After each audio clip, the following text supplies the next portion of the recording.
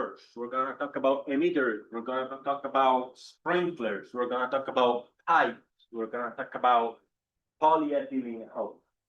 All these things that have to do with the delivery of water, right? Until now, we talked about, oh, how much water do I need? How often do I need to irrigate? Now we're gonna talk about how do I deliver that water to my plants. And you would see a lot of pictures of nurseries and greenhouses, including Tony's and Fran's. So thank you guys. But the principles translate to the other crops too. I just happen to be a nursery person, and so I hang out. I hang out with people like Tony and with bad people like Tony and Fran, and so I got pictures of their operations. And we're gonna talk about a lot of pressure. We're gonna talk about application rate or precipitation rate. We're gonna talk about all things that have to do with how you design an irrigation system, how you size your pipe. And some of you, I remember boring a good half of you with these concepts before. So if you didn't quite get it last time, this is a perfect opportunity to get it this time. And at the end, there is a quiz just to wake you up. After 2 hours that I've been putting you to sleep, I'm gonna wake you up with the hope of winning $10 stinky dollars. But before you go to sleep, I always start these talks with this slide. So if you've seen this slide before and you know the answer, don't tell your friends. But those that haven't seen it before, or those that don't know the answer, please place your bets. How much pressure do I need for drip? 50 psi, 60 psi? How much pressure do I need for spray sticks or micro sprinklers, including avocado stuff? How much pressure do I need for impact sprinklers, those big ones? While you think about the answer, I want you to reflect about the fact that on drip, all you need is some little pressure for that dripper to push out that little drop that comes out of this spaghetti tubing. Doesn't squirt out, it just drips out. Probably doesn't need a lot of pressure. I don't like And coyotes. oh, we don't either. Micro sprinklers a little bit more like they should spray that water all the way to the other side of that pot, right? Or maybe on avocados all the way 3 feet away, 5 feet away, right? And instead, these big impact sprinklers, they need to put a lot of pressure to squirt all the water 30 feet away until the next sprinkler. So even if you don't know anything about irrigation, you probably can guess that this is the lower pressure and this is somewhere in between, and this is the highest pressure. Does everybody agree? Yes. So what are the answer? What is their answer? So you know that it's either A, B, C or B, C, D already, right?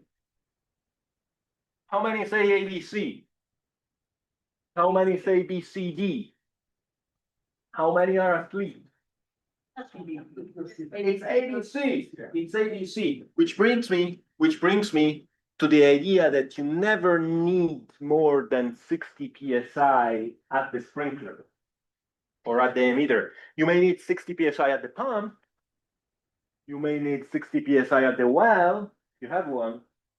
You may need 60 psi at the main line, and all that pressure is needed for water to travel down to the sprinkler. But at the sprinkler or at the emitter, you only need 50 or 60 maximum. They're asking online. Yes. If like the pressure in the line or pressure at the sprinkler. At the sprinkler and at the emitter. Very good question. You may need more than that on the main line. So why am I so intense about this? Because it happens all the time that I walk into a nursery and I tell the irrigator, what's your pressure? And the person says, oh, it's pretty good. Like, how much is it? I go, oh, it's pretty good. I look at pretty good what? So then I give them a gauge and we measure, and sometimes turns out it's not pretty good. Either it's too low or it's too high. When you see 93 is too high, 5 is too low even for trip. Does it make sense? So tomorrow, the first thing you do today, as soon as you go home, you go on some website where you can order things, and you're gonna order a pressure gauge, and you're gonna give it to your irrigator, and you're gonna teach them this slide. You're gonna look. I want you to be able to measure pressure at all the emitters, at all the sprinklers, at all the hoses, at all the valves, and tell me if it's up what Gerry told me in this slide. Does it make sense? These are your homework. And for sprinklers, I recommend this thing that they call a pitot tube, because you can put it right in the stream, right in the nozzle, to measure the pressure right there. Or you can, I got videos on YouTube where I teach you how to make these fittings that you can put on your on the polyethylene hose for my avocado friends. And you can also buy one of these cheaper gauges that you connect directly to the bib. They're not the most accurate, but something is better than nothing. So use them, better than not using anything. And then the more advanced way to do it is what Javier is doing here. I harassed poor Javier until I convinced him to drill a hole in his sprinkler, tap it with a tap, meaning cut the threads. And that's why I tried to get my equipment this morning so I could have shown you in person. Install a valve, and then later when he irrigates, you can go there and measure. Did I convince you? So I'm around to teach you or to teach your people how to do this, which makes it a lot easier. I even convinced Ryan to drill an 8-inch main line that if he messed it up, it would have costed him $1,000 to fix it. And yet I convinced him to drill it. And you can tell that here is a little sliding here while he does it. And then he installs the valve, and then we're there measuring it. So now he knows what the pressure is at the main line. He's buying his water from some guy that has an RO system, and the guy says, oh, yeah, 70 psi. Then we go there and 40. How would he have known? Does it make sense? Did I convince you? Why am I so intense about pressure? Because it turns out that the more pressure you expose a sprinkler to, the more water comes out. And that makes sense, right? If you push it harder, more volume comes out in time. So the feeling, you understand the idea, right? But you understand it conceptually, but quantitatively, it's a little bit more boring because you need to look at all these boring tables with numbers. Who wants to look at boring tables with numbers? Here, for impact sprinklers, these are called maxi-birds. They're very famous. A lot of you use them. What they're trying to tell you here is that, look, at 45 psi, this nozzle, the blue nozzle, puts out 3.70 gallons per minute. At lower pressure, at 25 psi, it puts out 2.8. At high pressure, it puts out 4.2. Does it make sense? So much of what we fight against with irrigation technology is this phenomenon. Pressure will be different in different parts of your irrigation system. And so some of your irrigation devices will see high pressure and they will put out a lot of water. And some of them will see low pressure, will put out little water. And some of your plants will be over irrigated and some of your plants will be under irrigated. Does it make sense? I see confused faces. And sometimes the manufacturer give you these even scarier looking graphs, but they're trying to tell you the same. The more pressure the more flow rate I put out, right? And then they're color coded. They're like, oh, our orange spray stick behaves this way, and our yellow one behaves this other way, right? These are drippers, those are spray sticks, but they always give you these graphs, right? And the way you use these graphs is like, oh, at 30 psi, how much water do I get out of that thing? Oh, 4 gallons per hour. Does it make sense? So then you can go back later. You come back earlier. We said, oh, my 15 gallons need half gallon of water per irrigation. Oh, then I need to use this and run it for 15 minutes. Does it make sense? All right. Again, you can also change the nozzles. You can also change the nozzles, and obviously they have different values for the nozzle. So if you want less water out of those things, you can change the nozzles. And for sprinklers, there is also other parameters called arc, which is the fraction of those 360 degrees that you can use. And the throw, what we call the throw, meaning how far away the water gets, how far away the water gets from the sprinkler. Do you think that the throw is constant, or it depends on something? It depends on pressure. Depends on pressure. And it also depends on the nozzle size. To change the nozzle size, your throw will change. And if you run them at different pressure, your throw will change. Does it make sense? These are different categories of sprinklers. These are the classic ones that we grew up with, the impact ones. Back in the day, were made of brass. We grew up with them. Now they make them of plastic. But in the meantime, the technology kind of developed, and they made all these other categories of sprinklers, including these, they call them stream nozzles, multi-stream and multi-trajectory.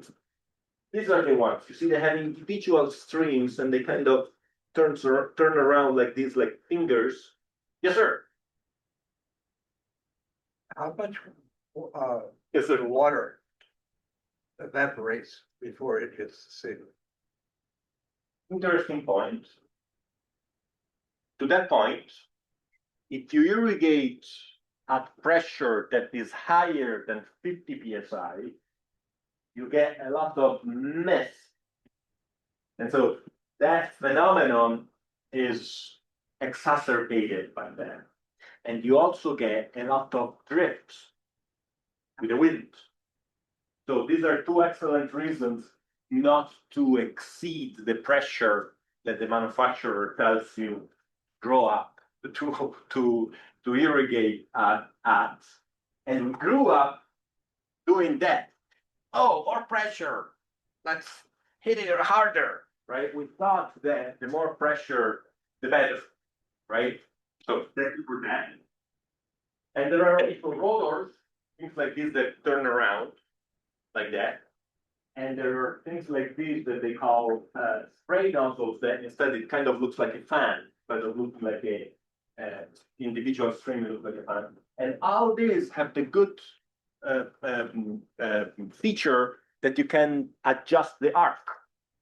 So you don't irrigate areas that you don't want to irrigate. We have a lot of roads in nurseries, so we use a lot of these to avoid irrigating the wall or the greenhouse or the road. So yesterday, while you were swimming in a swimming pool with Naomi Campbell, you swam down, and the more down you were swimming, the more your ears were hurting. Is that right? Why? Pressure. But so why when you swim deeper they hurt harder? The deeper you go, the more pressure you get, right?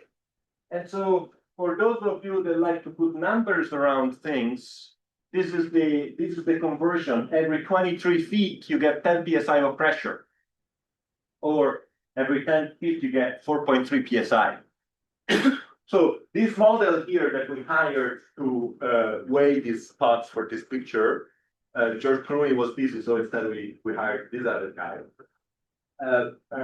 in the background, you can see this terrace. How much more pressure do you get down here, assuming that this terrace is 23 feet higher in elevation than the lower one? Does it make sense? All things being equal, down here you get 10 psi more than up there. Does it make sense? And this happens whether you are irrigating or not, whether water is moving or not. Does it make sense? When you're in the swimming pool, the water is not moving. If you're in the ocean, maybe there's a current, but still that phenomenon of your ear hurting still holds, right? Did I convince you? And now that you are convinced, I want you all to answer this question. Where is the pressure higher? Down here where you get a big volume of water above you? Or here where you get a small volume of water around you, above you? It's equal. Equal thing. How many say it's higher in the big container? How many say it's lower in the big container? How many say that, Gerry, you're an idiot? There is no difference. All of You're half right. So this is known as Pascal paradox. And I don't know why I don't have the title. There was a title here, Pascal paradox, but it disappeared. But that's the idea. It doesn't matter. It doesn't matter how much water is around you. And as a young student, I couldn't accept. This is the one that bothers me the most, the flask. Yeah. So here you feel the pressure of a column of water that does not exist. Here you feel the same pressure that you feel here. There's no water above you. How's that possible? To these days, I still cannot accept it. But with age comes acceptance. And so With temperatures changing. this only slightly through the effect of temperature on density. So obviously, you feel this thing with mercury or with honey or with something that is heavier than water, the pressure will be higher. So water density has changes slightly with temperature. So interesting question, but very little. And so Pascal invented this idea that it doesn't matter how skinny this column of water is, if you keep adding water and making it taller, at a certain point, the barrel will burst. They're asking online if Yes. it's the same atmospheric pressure applied to the surface of each container. Same atmospheric, yes, it was. Yes, it is. I guess the question was, are these all open to the atmosphere? Yes, they are. Yes, they are. Good question. They all have atmospheric pressure above them. But the idea is how much pressure results from this fluid, right? We are in the realm of fluidodynamics, which I'm not the right person to ask questions about this, but yes, to answer the question, the containers were open. So now we're going to talk about another phenomenon that we know as we call friction. So now water is moving.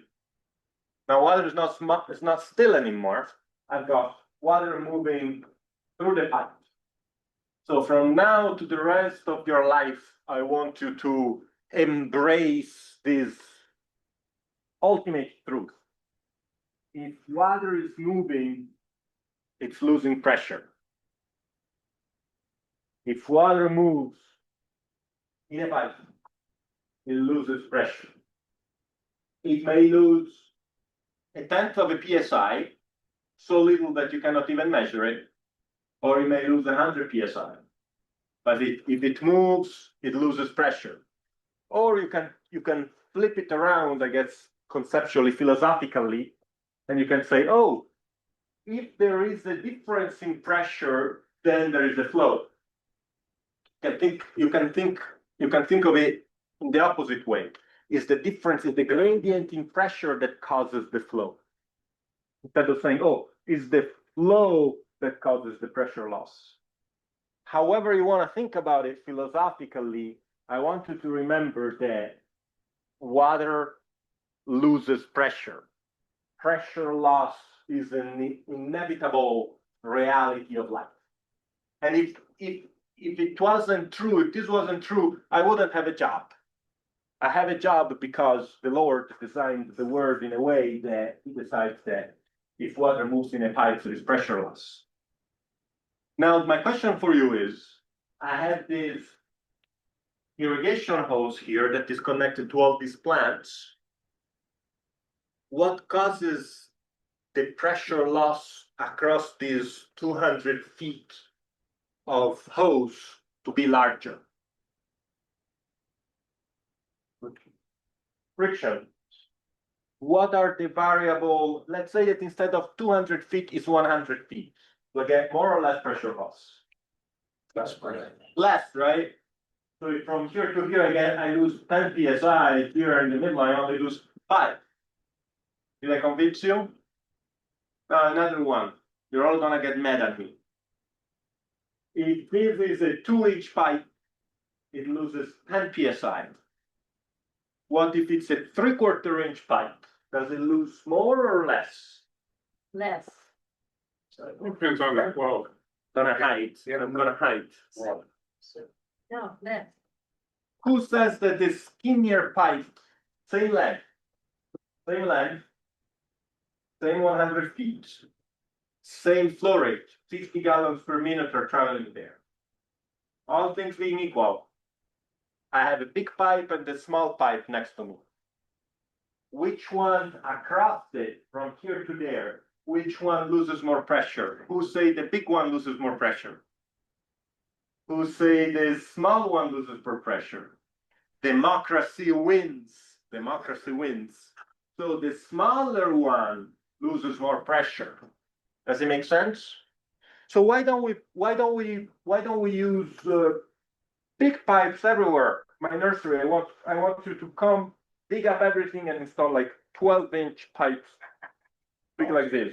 Cost. Does it make sense? They're bigger, they cost more, you need to trench more, you need to install more, it's too expensive. It's too expensive. But if we were millionaires, we would use big pipes everywhere. Does it make sense? Now, what happens if instead of irrigating 100 of these 15 gallons, I irrigate 200, and so the flow rate is double? Do I lose more or less pressure across that pipe? Who say that the larger flow rate lose more pressure? Who say that the larger flow rate loses less pressure? Who is abstained? Okay, we've got a lot of abstain. It turns out that the larger flow rate loses more pressure. And the way I think about it, I think a skinny corridor, and all of us now they're rushing to walk through that corridor, right? Many people rushing through that corridor. Now we're rubbing each other's shoulders, creating more friction. The larger flow rate, more friction. So why don't we put always a small flow rate through our pipes? Who cares? Let's put a small flow rate. Why don't I run only one block of the time? Why Fran tells me, oh, no, Gerry, you need to run 5 blocks. Sorry. I want to go home at 5. I don't want to, if I need to irrigate 1 block at the time by itself, 30 minutes each, and I got 100 blocks in the whole nursery, it takes me too much of a long time. I need to irrigate many blocks together, or make the block large enough that I can irrigate my whole orchard or my whole nursery or all my greenhouses throughout the 8 hours of workday. Does it make sense? Did I convince you? Are you bored? Turns out that elevation and friction are additives. They work together. This is a little hard to buy. But this is the reason why they told us that you never irrigate uphill. You always first climb the hill and then irrigate downhill. And the reason is that if you do that, you will get a more even distribution of pressure. In this case, in this section of the pipe, I'm losing pressure for two reasons. I'm losing pressure because of friction, and I'm losing pressure because I go uphill. Instead here, while I lose pressure because of friction, I gain because of elevation. So they kind of counterbalance each other. And as a result, these two valves are seeing more or less the same pressure. Are you with me? Notice that designing the irrigation system this way, I use more pipe than here. And I also, overall, you lose more pressure. But we don't, that's what pumps are for. I get a larger pump if I need more pressure. But the objective of the irrigation designer is evenness. Evenness of distribution that happens when pressure is even. Did I convince everybody from home? So don't do this. Don't do this. And there is a cut flower producer whose name shall remain untold in San Diego County. And this is what they do. They have a main line up here on the crest. So first they pump up water all the way to the crest. Here's the valve. And then they irrigate downhill. And they also have these things. Who know what this is?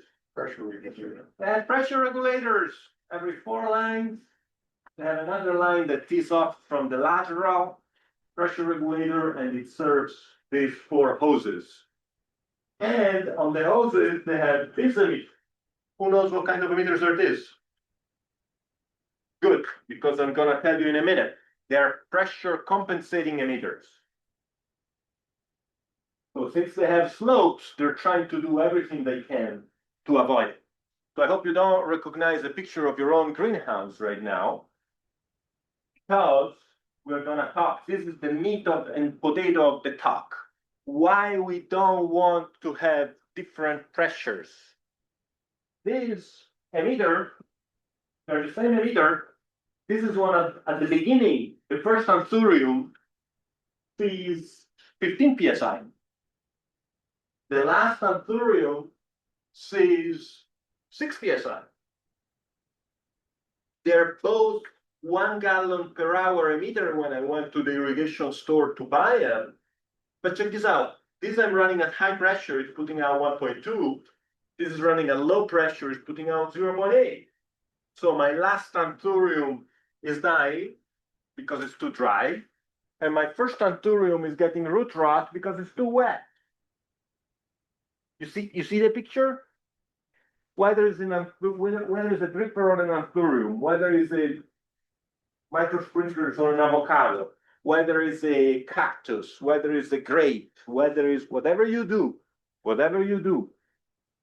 this is a big problem that you have. If it's a big sprinkler or if it's a small dripper, doesn't matter. But this results from the friction losses that we had before. So what could you do? What could you do to this hose that serves all these anthuriums so that the pressure loss across it is smaller? So here you get 15, and there you get 14.9, 14.95. What could you do? Well, the pressure regulator will bring down the pressure. But remember we said things that have caused a smaller pressure loss. Remember what did we say? The length, but my anthuriums are here and I got anthuriums until there. I cannot make it shorter. What else could I do? What would happen here if instead of a half-inch line serving my anthuriums, I had a 1-inch line serving my anthuriums? That's what did happen. That stopped it. less pressure loss, right? More even pressure. I will get 15 here and I will get 14 and a half there, right? Just by changing the size of the pipe, I fix the differences in pressure, and now all my plants are getting the same water. Or change the nozzle. Well, you can change the nozzles, but they will still be exposed to different pressures. Different pressure, but if the first nozzle was a lower flow rate. I guess so, yeah, I guess so. But, you know, so the pressure drops linearly, right? So I guess you can have one category of nozzles at the beginning, another category of nozzles in the middle, and another category at the end. Some people, I've seen that before, but then you have the complication of saying, oh, which one nozzle? Oh, I need the red one. Oh shit, oh, just the green one, right? I find that just getting a larger pipe is a simpler solution. But another solution that we can use is some emitters that are called pressure compensating emitters. And they are a relatively modern technology. I guess they came out in the 80s, I think. And inside they have a disc. And when there is more pressure, the disc, the pressure pushes the disc that deforms and chokes the orifice. And when there is less pressure, the disc relaxes and opens up the orifice. And as a result, less water comes out than it would at high pressure, and more water comes out than it would at low pressure. And so it compensates. It compensates for the difference in pressure. So now all my anthuriums, I don't care anymore about that weird Italian guy that tells me all these things about pressure losses, because I have pressure compensating emitters. Does it make sense? They automatically compensate in a range. So in Bayern, they tell you, look, between 10 and 50, anything goes. Can you run them at 70? Can you run them at 3? Does it make sense? Did I convince you? And you see this flat line, so they're trying to tell you, hey, at 10 psi, I put out 1 gallon an hour. At 25, 1 gallon an hour. At 30, 1 gallon an hour. At 40, 1 gallon an hour. At 45, 1 gallon an hour. It doesn't matter anymore the pressure within that range. Does it make sense? And these are extremely common. We use them all the time. My avocado friends use them all the time. This is what they look like. These round things. And you recognize them because they're round, they have that disc inside, right?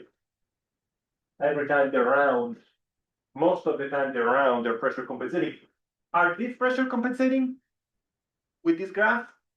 They're not, right? Because the more pressure you give them, the more flow rate they give you. They're not flat, they're not insensitive to changes in pressure. Does it make sense? Did I convince you? And with sprinklers also, again, you get this, we said it already, we get these tables that tell you, look, at low pressure, you get a shorter radius, shorter throw, and a smaller flow rate. And at high pressure, you get a longer throw, a longer radius. That squirt of water travels farther.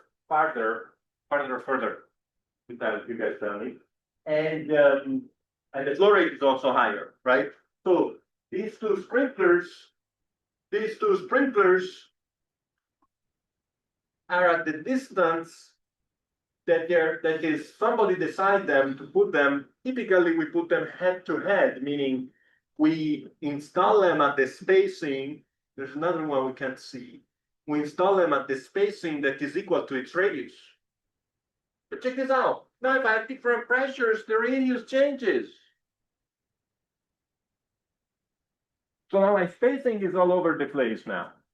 Does it make sense? So again, another reason why we need even pressure. This is an example of a nursery. They have 2 valves here. I've seen avocados doing this, having the same problem too. We got 75 psi of pressure The violet numbers are the pressure that we measured there. And check this out.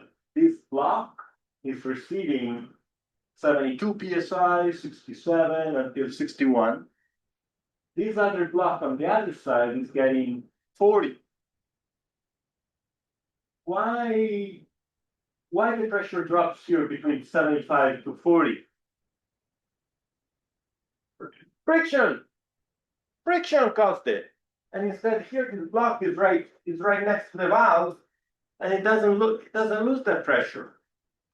So now, do we have a good distribution of pressures here? Do we have even pressures? Not really. Not really.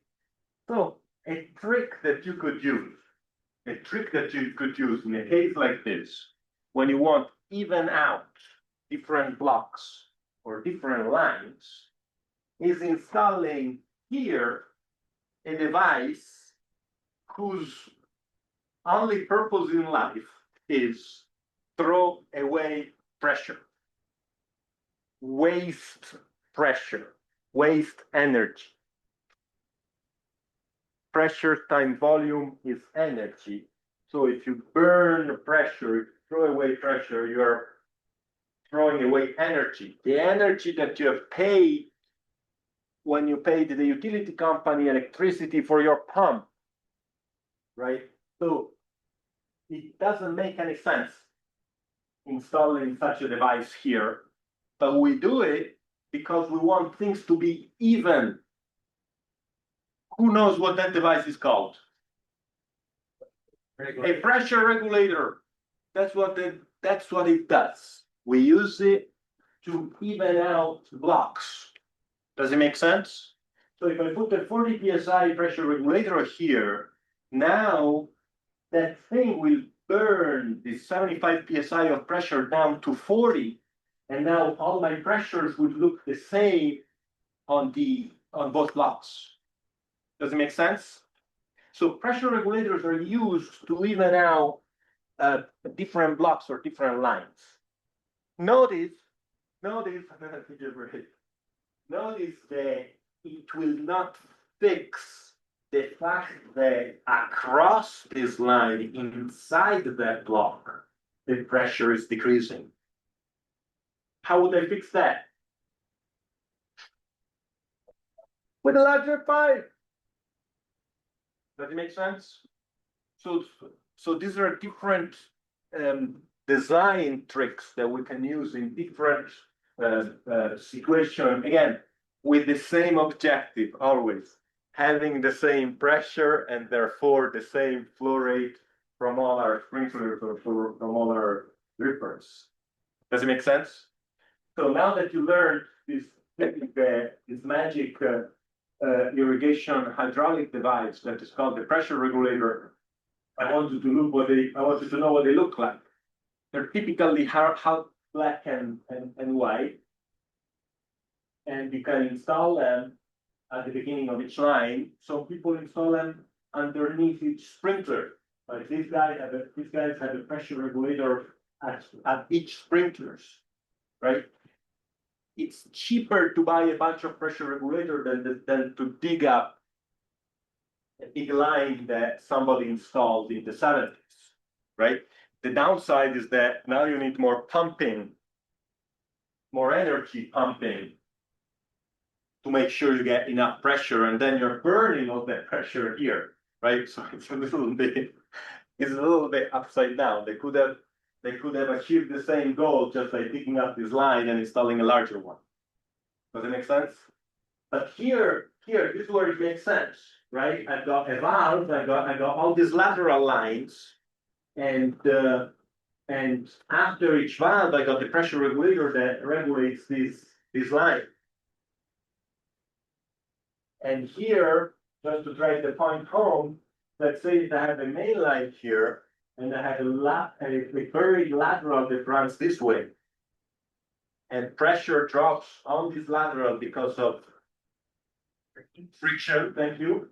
And let's say that I got 85 psi here, and at the line close to the main, I got 80. And at the next one, I got 70. And then the next one I got 60, 55, 50, 40 until the end of the lateral. So all my lines would see a different pressure.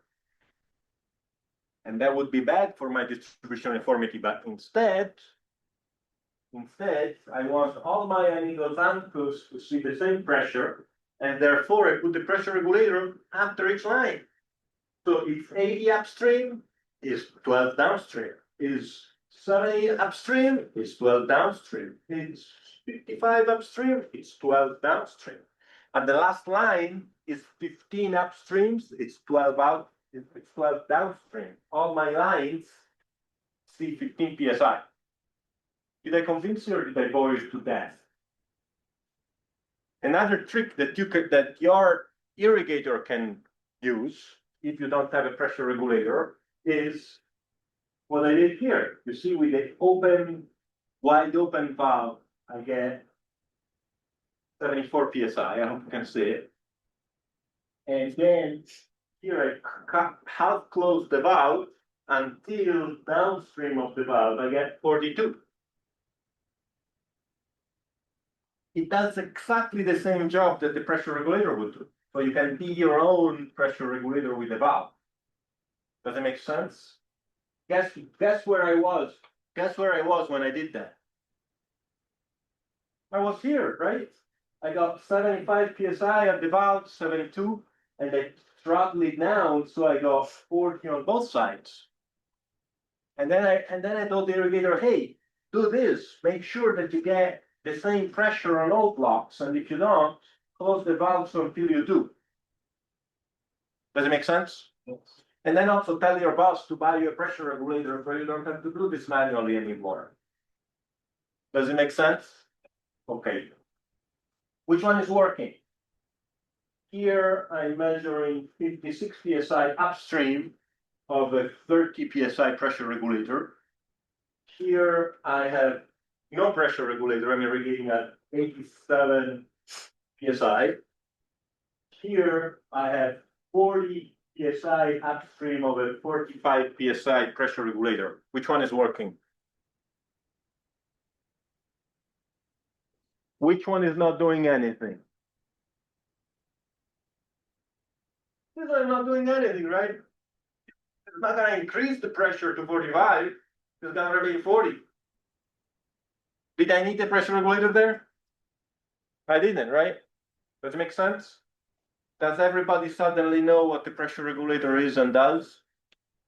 Okay, so tomorrow you're gonna go home, tie your irrigator to a chair and tell him, I'm not gonna let you go, just like I'm doing with you today. I'm not gonna let you go until you learn all these things. This is the pressure that you need for your different hydraulic devices. These are pressure regulators and what they do. This is how you measure pressure throughout your irrigation system.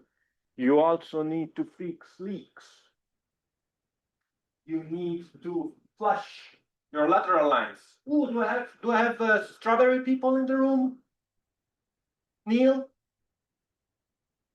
Jimmy? No strawberry people. Make sure that you flush your lines. Make sure that your irrigator knows and can flush your line. If the end of your hose, if the end of your drip tapes look like this, I bet you $1 that your irrigator will not flush them regularly. If they look like this, they have a nice ball valve there, it's more likely, or your lateral has valves like this, it's more likely that your irrigator will flush them. This is particularly important for drip, right? Because in drip we have smaller flow rates, smaller orifice. If you have an 1/8 of an inch nozzle on an impact sprinkler's, filtering is not as vital as it is for drip. Does it make sense? So my drip people make sure that you get flushing, and if you don't, this is what you get. This is what I get when I come to your irrigation system and I flush it. And this is all the junk that you get out. This is great. All the junk that you get out of those lines. And sometimes you will see plants that are dead or severely water stressed at the end of the line where all the junk collects if you don't flush. So when that happens, get an emitter, walk back to the truck, cut it up, and figure out what caused the drip emitter to plug. And in this case, we found little pieces of PVC. And the reason why we got this is because this particular grower didn't have a filter at each block. And so if they fix a main line at the beginning of the nursery, 1,000 feet from now, when they cut it, and then they fix it, and then they reglue it again, and then they start the water, all those little pieces of PVC end up, instead of ending up in the filter at the house or in the filter at the block, they end up in my pressure compensating emitters and they plug them. And then the problem is not replacing them. The problem is it's hard to figure out which ones are plugged, which one are clogged, and why and how. Cannot replace them all. They're expensive, they cost 50 cents each. Then it becomes a guess game that you could have avoided with $200 of filter. So if you use drip, make sure you use filters. If you use sprinklers, don't buy every month a different model or brand just because they're on sale. That's not a good idea. Do not mix different. I took this picture at the same nursery walking around in a couple of hours. I took all these pictures of all these different sprinklers. And the irrigator can't keep track, like, oh, on my PGJs, I've got an application rate of 0.15 inch per hour, and instead on my drapers, I've got, on that other block, it's 0.45. No way. They're gonna irrigate everything the same, they're gonna waste a lot of water, they're gonna make an mess. So make sure you pick one. If you like these ones, buy them everywhere. Buy some more, so when they break, you need spares, have the spares instead of saying, oh, they don't have this one anymore, we bought some of those, but they kind of look the same, whatever. Does it make sense? And also, it's not the Christmas tree. It's not the Christmas tree. It doesn't have to be colorful. The different colors, they're color coded for florate. So I know that it looks nice, the yellow ones next to the red ones. But don't mix them. Don't mix them. Keep them all the same. All right, we're towards the end. If you irrigate with sprinklers, wake up now, because wind is your enemy. Wind is your enemy. This is kind of an extreme example where I could not get this bend of 3 feet. It was impossible to wet it, because we get wind from this direction, and these sprinklers all around it, but the wind pushes the water this way. And so you can see visually that this is all dry and everything is all wet, including the road. Can you see this band of road that is all wet here? Does it make sense? So I told this grower, look, tell your people to not grow plants here anymore, because these plants here, they're gonna cost you a fortune. They're gonna cost you a fortune in labor, because the irrigator will do anything that they need to do to make them look nice, and they will irrigate by hand. And you will pay the price. You will pay off the labor that that person needs to irrigate these plants by hand. Does it make sense? Yeah. So it's a lot cheaper to tell them, look, give up this strip. We can't irrigate it. It's too windy. Other solutions include having an anemometer on site, which I can help you with, and deciding to irrigate only when the wind speed is low and so my distribution uniformity is high. And when the wind speed is high and my distribution uniformity is low, we don't irrigate. But what if it's August and I need to irrigate? Home Depot wants the geraniums tomorrow. What do I do, Jerry? You can't irrigate them now. What do I do? It's windy. Give me a break. So, can also measure distribution uniformity. You will put a bunch of buckets. You will measure how much water is in each bucket. I can come free of charge to your operation and train your people to do that. In the United States, in California, we use the low quarter DU, low quarter distribution uniformity. You take the average of the unlucky people, of the losers, the average of how much water is in the quarter lower buckets. Take the average of them is 250. You divide by the average of everybody, which obviously will be a lot larger, and you take the ratio of the two. It's a measure of data dispersion. It's a measurement that tells you how differences, what's the difference in ages in this room? Right, I'm 27, so I'm about the youngest. You guys look a lot older than me, right? And so there is a distribution of ages in this room that is very wide, right? You could use this mathematical formula to come up with an index, with a number that tells you how wide is it is, right? If you go to the class in school of your kids, probably it will be a lot less because they're all the same age. Does it make sense? So a number like this summarizes how much variability there is. There are better measurements of data dispersion, including standard deviation and variance and all that stuff. Am I late? But we use this one because it's really easy to use in the field.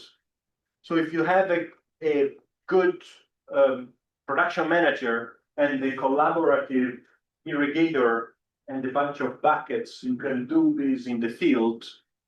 And I don't want, this is a company whose name shall remain untold forever. But she can write numbers just on a clipboard, and she circled the quarter, the low quarter of numbers, and then she takes the average just with her phone in the field, and you can get the number. Then you can get it, you can do it here on this block, and you can do it over there on the other block, and say, oh, our rainbirds have a better distribution uniformity than our hunter. We want to use those instead of those. Does it make sense? Why all these numbers were on this side?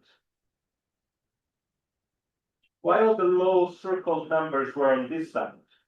Edge effect, end of the line. Good guesses. The wind was pushing all the water away from those buckets. Does it make sense? If you don't like math, I made a calculator. You just put the numbers there, you click calculate, and it gives you the distribution uniformity. I have a video that teaches all that. I don't know why I have such a sad face on the back of that picture. We're at the end. This is your opportunity to win $10. If you have a distribution if you have a reduction in diameter. Everybody was sleeping until now, but now everybody woke up for some reason. How did I do that? If you have a reduction in diameter and you measure the pressure here, and there is water flowing through, and then you measure pressure here too, does it increase? Does squishing a pipe increase water pressure? We squish it. The same, it goes up. Who says it goes a little down because there is some friction here? You're not gonna get $100. I'm sorry, Dr. Tom. I'm sorry, Dr. Tom. Okay. There is no increase in pressure resulting from a reduction in diameter. Remember for the rest of your life, tell all your friends, it's not true that by reducing the diameter we increase pressure. It's a common misconception. Tell all your friends and forget about winning $100. But, and there's also this video that Dr. Shogring and I showed this with measurements, so you can watch the video. And finally, what are the two things that can increase pressure? One we talked about at the beginning, elevation. What's the other one? Water pump. A pump. A pump. Do you think I buy a $10,000 pump if I can just drive to Home Depot and buy a $3 diameter reducer? Did I convince you? All right. This is it. Thank you for the opportunity to serve you. It's been a pleasure. I will be around if you have any questions. I'm sorry I don't have the equipment so we can drill and tap PDCs. But if you want to do it, call me and I will come to you and we'll do it together and you'll get another opportunity to win $100.